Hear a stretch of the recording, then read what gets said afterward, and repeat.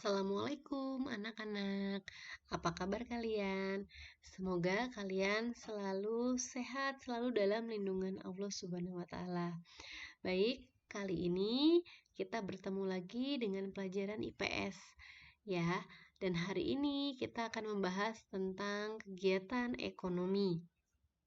Nah, ada yang sudah pernah dengar? Ada yang sudah pernah belajar tentang kegiatan ekonomi? Baik, kegiatan ekonomi itu terdiri dari 3, yaitu kegiatan produksi, distribusi, dan konsumsi. Nah, sekarang kita bahas satu persatu ya. Yang pertama adalah kegiatan produksi. Nah, kegiatan produksi bisa kalian lihat itu gambar di samping. Itu adalah salah satu contoh kegiatan produksi. Nah, gambar di samping itu adalah ada beberapa orang sedang menjahit, mengolah bahan mentah yang tadinya kain, barang mentah, menjadi barang jadi, barang yang bernilai lebih manfaat. Jadi baju memiliki manfaat bagi kita dan bisa digunakan dalam kehidupan sehari-hari. Nah, itulah kegiatan produksi, yang artinya adalah kegiatan menghasilkan barang atau jasa atau kegiatan menambah nilai guna barang atau jasa. Nah, berdasarkan pengertian produksi di atas, dapat disimpulkan bahwa nilai guna suatu barang akan bertambah apabila barang tersebut diolah lagi dan menghasilkan barang lain. Seperti tadi Ibu sudah jelaskan contohnya ya. Baik, setiap barang memiliki nilai guna atau utilitas yang berbeda. Perbedaan nilai guna tersebut dapat dilihat dari yang pertama, nilai guna bentuk atau form utility. Ya, jadi kalian bisa sambil lihat buku paketnya ya, halaman 148. Di situ ada nilai guna bentuk. Nilai guna bentuk yaitu suatu barang akan memiliki nilai guna apabila telah mengalami perubahan bentuk. Nah, Ibu kasih contoh. Kalian pernah makan, pasti pernah ya, makan tahu tempe, sering ya. Nah, tahu tempe itu asal mulanya dari apa sih? Dari kacang kedelai. Nah, kok bisa jadi tahu tempe? Coba kalau kacang kedelai dijadikan lauk makan kalian. Kan itu rasanya akan berbeda dengan tahu tempe. Nah, itu yang dikatakan perubahan nilai guna bentuk. Yang tadinya kacang kedelai karena diolah sedemikian rupa sehingga berubah bentuknya menjadi tahu ataupun tempe. Nah, itu yang dikatakan nilai guna bentuk-bentuk yang berubah itu akan mempengaruhi manfaat yang berbeda. Kemudian yang kedua adalah nilai guna tempat atau place utility. Nilai guna tempat yaitu nilai guna suatu barang akan lebih tinggi karena perbedaan tempat. Sebagai contoh misalnya, kalian tahu pasir? Ya, pasir kalau dikali ya atau batu ya, batu dikali ya itu tidak ada gunanya. Diinjak-injak pasir dipakai main ya. Tapi kalau di toko bangunan itu akan berubah menjadi manfaatnya akan berubah. Harganya pun akan mahal ya, akan bernilai lebih manfaat. Itu namanya nilai guna tempat. Jadi tempat yang menentukan perbedaan suatu barang tersebut. Ya. Yang ketiga adalah nilai guna waktu atau time utility, yaitu nilai guna suatu barang akan bertambah apabila barang tersebut digunakan pada saat yang tepat. Sebagai contoh, kalian kalau hujan menggunakan payung atau jas hujan. Coba kalau musim kemarau, apakah dibutuhkan payung atau jas hujan? Ibu rasa tidak ya.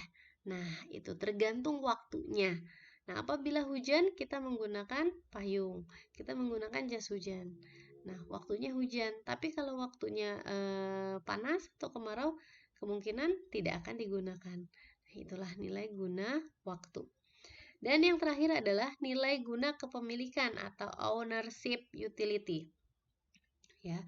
Nilai guna suatu barang akan bertambah apabila barang tersebut telah berpindah kepemilikannya. Sebagai contoh, kalian sudah SMP. Kalian pasti punya dong baju SD. Ya, baju SD kalian apakah dipakai oleh kalian ketika SMP? Tentunya tidak. Ya, sudah tidak dipakai lagi. Nah, sudah tidak ada manfaatnya lagi bagi kalian, walaupun baju SD tersebut adalah milik kalian. Kemudian baju SD kalian dikasih ke adik kalian yang mau masuk SD. Apakah bermanfaat bagi adik kalian? Sangat bermanfaat sekali. Nah, berpindah kepemilikan dan akan memiliki manfaat yang berbeda. Itulah nilai guna kepemilikan. Nah, selanjutnya adalah faktor produksi. Faktor produksi dibedakan menjadi 4, yaitu faktor produksi alam, tenaga kerja, modal, dan kewirausahaan. Faktor produksi itu ada 2, faktor produksi asli dan turunan. Ya, yang asli adalah faktor alam dan tenaga kerja. Kenapa dikatakan asli?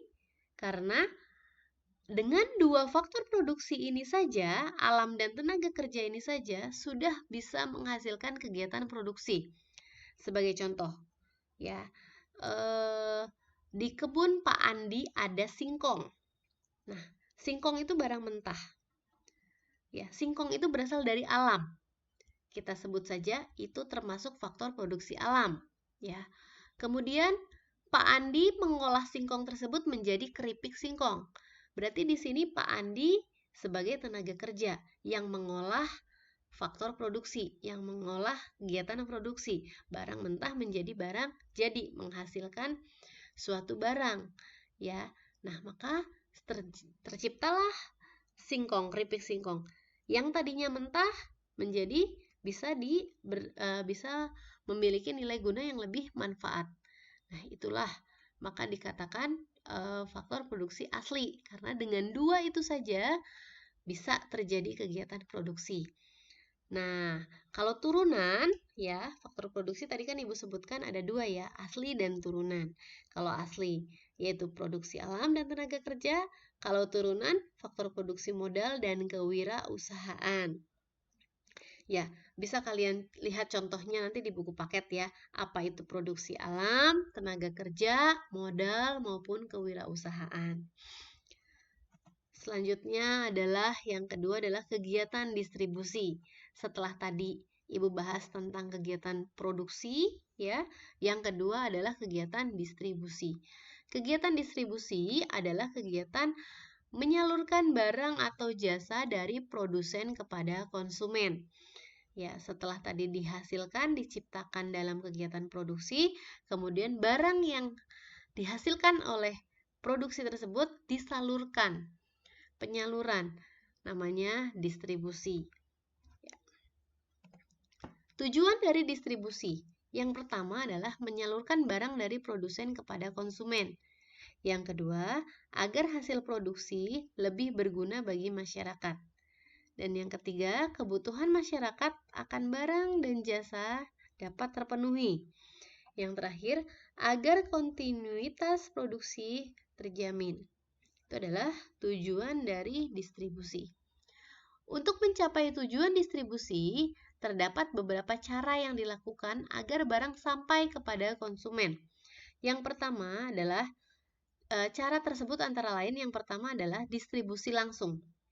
Distribusi langsung, contohnya adalah pedagang sate. Ya, kalian kalau beli sate, apakah langsung dilayani? Pak, tentunya pasti langsung dilayani. Mang, beli sate 10 tusuk. Nah, mamangnya ngebakar sate, kemudian langsung dikasihkan ke kalian. Nah, itu adalah salah satu contoh dari distribusi langsung. Nah, yang kedua adalah distribusi semi langsung. Distribusi semi langsung yaitu sistem distribusi dari produsen kepada konsumen melalui pedagang perantara yang merupakan bagian dari produsen. Contoh, pabrik tekstil menyalurkan kainnya melalui penyalur khusus. Nah, tekstil itu menghasilkan apa ya? Kain. Nah, kain itu melalui berbagai proses, tidak langsung menjadi baju. Ya, kain itu masih barang setengah mentah ya. Nah, barang mentahnya itu apa? Benang. Benang diolah menjadi kain. Kain diolah lagi menjadi pakaian. Nah, itu namanya distribusi semi langsung. Dan yang ketiga adalah distribusi tidak langsung. Distribusi tidak langsung merupakan sistem distribusi dari produsen kepada konsumen melalui agen, grosir, pedagang kecil yang bertindak sebagai pedagang perantara. Nah, ini banyak penyalurannya dari pabrik ke agen pedagang besar dan sebagainya. Nah, biasanya barang-barang yang dihasilkan oleh distribusi tidak langsung ini seperti kelontong gitu loh, yang jualan kelontong seperti kalian makan Indomie. Nah, itu prosesnya itu panjang ya. Selanjutnya adalah yang terakhir adalah kegiatan konsumsi.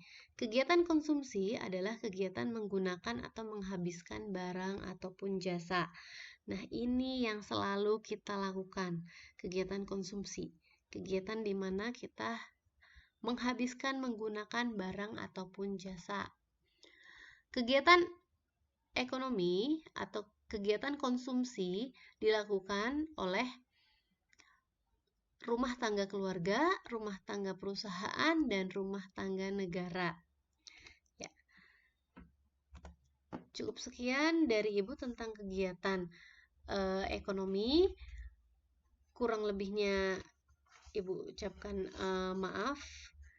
Wabillahi taufiq wa hidayah. Wassalamualaikum warahmatullahi wabarakatuh.